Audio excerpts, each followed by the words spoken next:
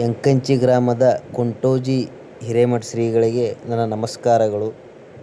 ಶ್ರೀಗಳು ಶ್ರಾವಣ ಮಾಸದ ನಿಮಿತ್ತವಾಗಿ ಮಿರ್ಗಿ ಗ್ರಾಮದಲ್ಲಿ ಶ್ರೀ ಸಂಗಮೇಶ್ವರ ದೇವಸ್ಥಾನದಲ್ಲಿ ಮೌನ ಅನುಷ್ಠಾನ ಕೊಡ್ಲಿಕತ್ತಾರ.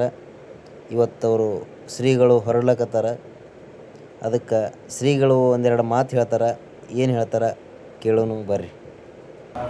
ವಿಜಯಪುರ ಜಿಲ್ಲೆ ಸಿಂದಗಿ ತಾಲೂಕಿನ ಸುಕ್ಷೇತ್ರ ಯಂಕಂಚಿ ಕುಂಟೋಜಿ ಹಿರೇಮಠದ ಶ್ರೀಗಳ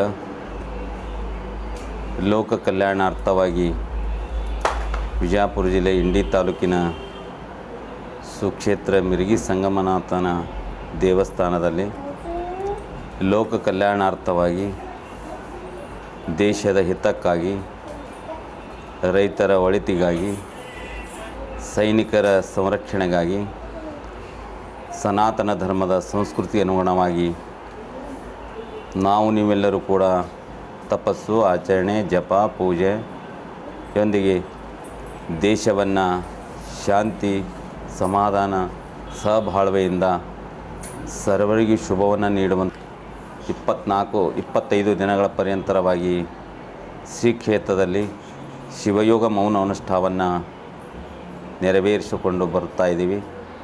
ತಾವೆಲ್ಲರೂ ಕೂಡ ಸಂಗಮನಾಥನ ದರ್ಶನ ಆಶೀರ್ವಾದವನ್ನು ಪಡೆದುಕೊಂಡು ಜನ್ಮವನ್ನು ಸಫಲತೆಯನ್ನು ಮಾಡಿಕೊಳ್ಳುವ ನಿಟ್ಟಿನಲ್ಲಿ ಆ